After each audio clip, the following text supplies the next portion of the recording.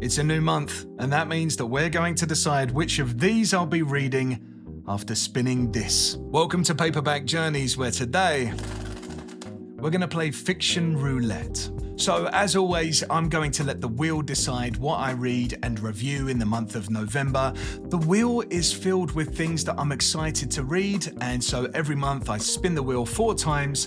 I usually read more than 4 books per month, but this just helps me to really nail down a handful of titles that no matter what, I'm definitely going to read. Now, there's 10 options on the wheel. I'll quickly go through them before I spin. The first one is, this has been on the wheel a few times actually, Blood Meridian by Cormac McCarthy. So Blood Meridian is about this kid who doesn't have a name. I think he's like the unnamed narrator. I think he goes by the kid, and he just drifts through the American West in the 1800s until he ends up with this gang that hunts down Native Americans, and he hunts this horrific gang that kind of take their scalps as prizes. And they're led by this guy called Judge Holden, who, if reputation is correct, is supposed to be one of the scariest characters in all of literature. The whole thing is brutal and dark and peels away at the darkest elements of human nature. I'm really excited to read Blood Meridian because I know that Cormac McCarthy has this reputation for prose which is really raw and intense. I've mentioned before how I absolutely loved The Road. It's probably one of my favorite books. This isn't really supposed to be like that. It's supposed to be a lot more dense in the language that's used. But yeah, it's just one of those books that I keep putting it on the wheel. I keep putting it on the wheel and it just never comes up. Again, talking about Judge Holden, he's supposed to be, he's got this massive reputation of being one of these just terrifying, unforgettable villains. And I can't wait to meet the geezer, and also / a little bit intimidated. Next up is Unsold by Will White. I actually only have this on Kindle, but if I like the book, if I read the first book, because this is the first book in a series of, I think it's 12, 13 books, something like that. If I like the first book, I will buy a physical copy, and, knowing me, I'll probably buy the whole series and then just make a whole video series where I review each and every book one by one. But this story follows Lyndon, who's part of this intense and power-driven society called the Sacred Valley. And here, everyone is trying to unlock mystical abilities through a process called cultivation. And in this world, your whole status in life depends on how powerful you can become. But Lyndon's problem is that he has been born unsold, which means that he just has no potential to wield power in any traditional magical sense. But instead of just giving up to his role as an outcast in this society, he says, no, I'm going to carve out a place for myself in this world, even if it means breaking all of the rules, challenging traditions that my family uphold.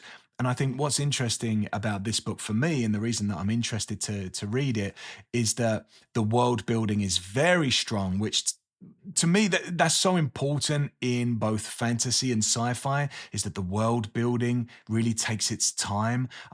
In this book, I've heard that it's just full of intricate traditions, beliefs, mysterious techniques that the characters use. And Lyndon starts to uncover this world as he goes on his journey.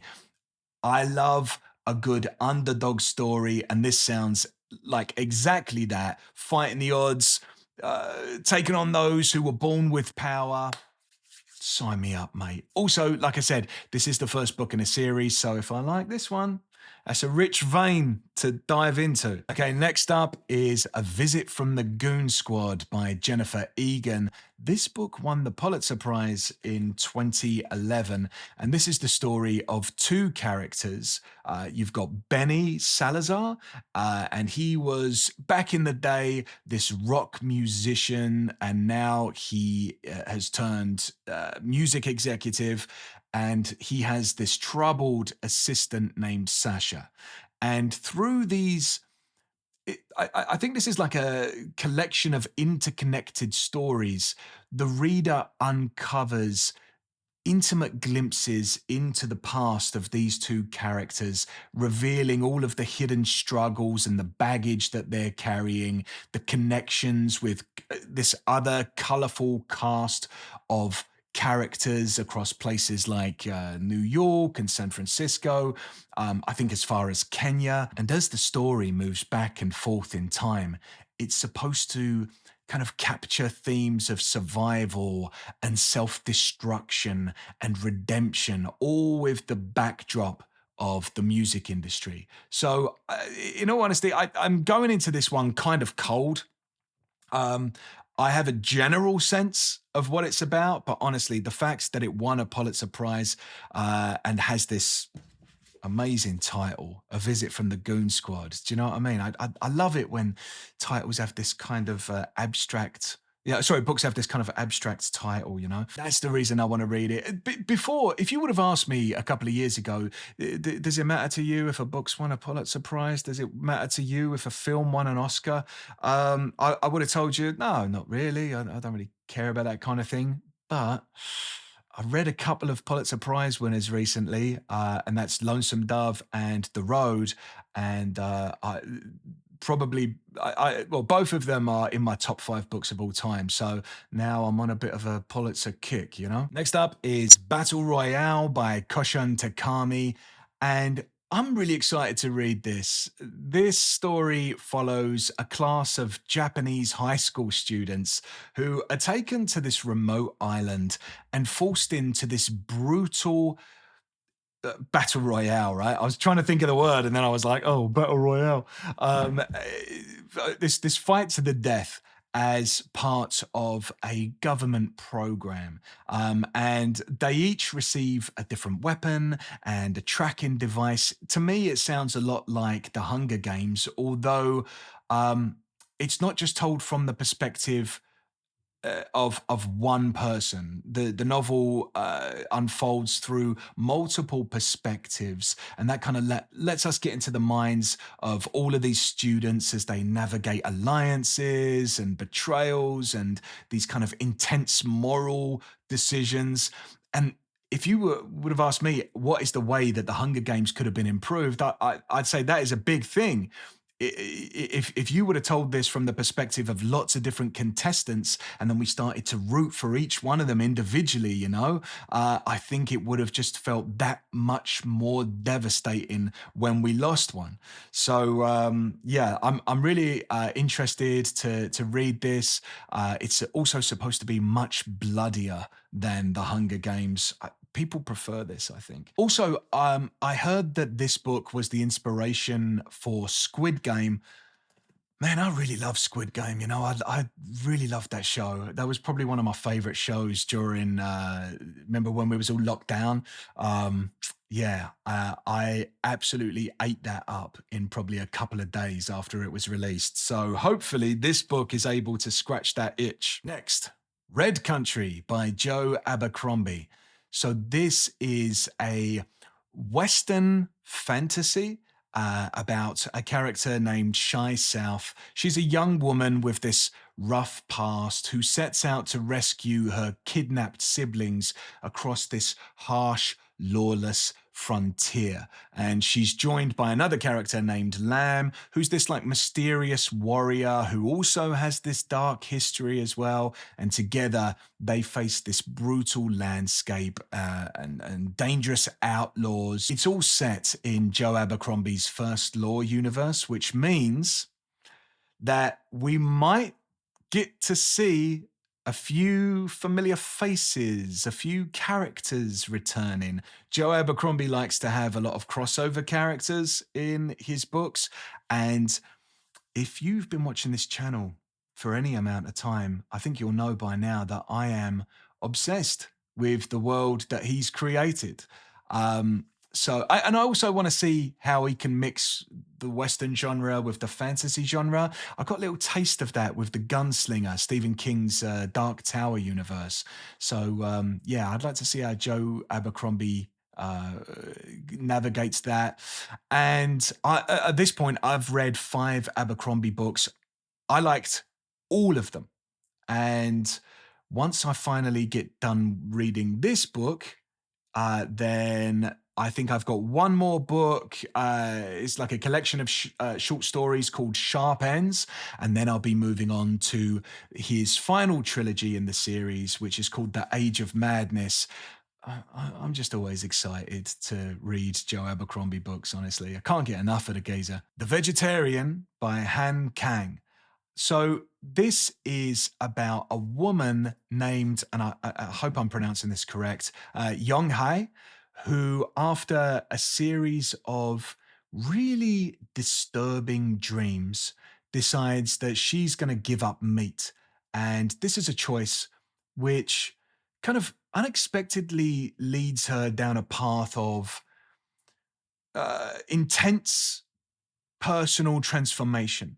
And her family are all really baffled by her actions. They're trying to understand why she's doing what she's doing. They're trying to control her. There's all of these hidden tensions and buried emotions that come out into the light. This story unfolds from the different family members' perspectives. And so we get that layered view of how each of them are reacting to her decision. I don't know what it is about her decision to become a vegetarian. Is it just a cultural thing? Where people are just extra shocked by it? I don't know. Or is there something in particular that is going along with that decision? Why is this so shocking? Why is it revealing all these family secrets? I don't know. I've heard that Han Kang's writing style is incredibly immersive. This book just got me intrigued. Next up is another book that's been on the wheel a couple of times now. It's All the Light We Cannot See by Anthony Doerr. So this is a book about endurance through hardship. It follows 2 main characters during World War II. You've got Marie Laure, who is a blind French girl who is fleeing Paris with her father. And then you've got Werner, a German orphan with like a talent for radio technology, who's been drawn into the regime of the Germans during World War II. And their lives kind of unfold separately across Europe during the war. I've also heard that like the writing style was so rich and beautiful and immersive. And this is a story all about finding hope in the darkness. Now, I don't know if you know this about me, but I live in the United States. And depending on what happens in November, this book might be exactly what I need to lift my spirits a little bit. Do you know what I mean? Do you know what I mean? Don't worry about it. I won't talk about it. All right. Anyway, next up is The Sword of Kaigen by M.L. Wang. So every booktuber that I follow seems to have read this book, and apparently it's just a huge favorite among all fantasy fans. It's, as you can probably see, it's a bit of a chunky boy. It's a standalone novel, but I think it serves as a kind of a prequel to the, I think it's called the Theonite series, and this story kind of has a strong Japanese military influence. It centers on the Matsuda family, who live in a secluded mountainous part of the Kaiganese Empire. And this family has a reputation for being some of the Empire's most powerful warriors. They've got these incredible abilities to control the sea and manipulate ice. And their homeland has defended the Empire's borders for centuries. And because of that, they're known as the Sword of Kaigen. The pacing in this book is supposed to be really fast, which kind of surprises me for the length of the book, right? There's also supposed to be a lot of suspense. I have not seen a single review from anyone that I follow on Goodreads or anyone that I follow on BookTube or BookTok or anyone that hasn't loved this book. Will it live up to the hype? Can it possibly live up to the hype? I don't know. And then the dark spots that you can see here on the wheel. So look, you see all the titles here, lovely, lovely. The dark spots here and here, these represent a continuation of the Farseer trilogy. I really enjoyed Assassin's Apprentice, and I just found it to be so immersive. I loved all of the sensory details that Robin Hobb included. So I'll be excited to see if I enjoy the rest of the trilogy as much as Assassin's Apprentice. There's a couple of booktubers that I follow that didn't really love it as much.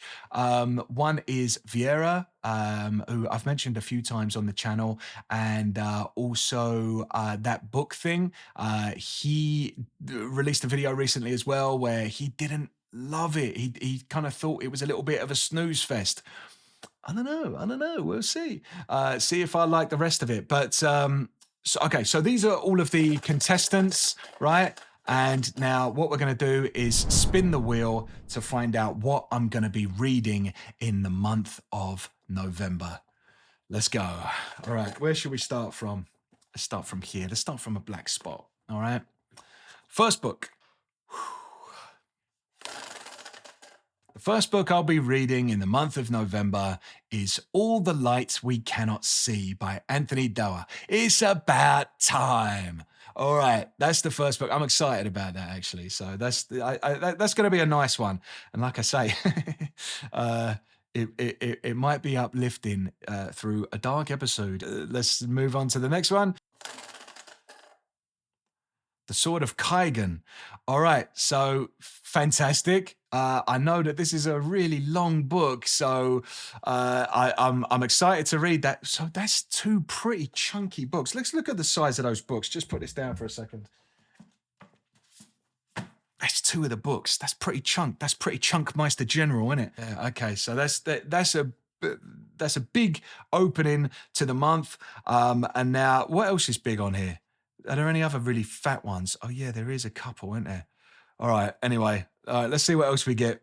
Next up, All the Light We Cannot See again. By the way, I always forget to mention this, but we go by this little dongle thing here. We don't go by the arrow, we go by this because it's a bit more decisive. All right, ready? So that is a oh my God. That's a continuation of the Robin Hobb's Farseer trilogy, and that's a fat boy as well. Let's take a look at that. So that's not small. All right. Okay. All right. No worries. So that is 3 big fat ones. Oh man, you know, I said earlier, like, oh, normally I'll read more than 4 books. This month, I don't know.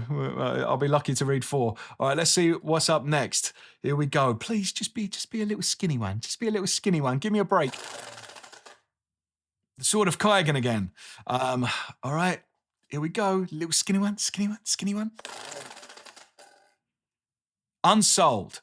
Okay, Unsold is not that big. It's another fantasy. This is pretty fantasy heavy this month, actually. So yeah, Unsold. That'll be interesting to read after reading a couple of other fantasy series and being able to kind of compare them.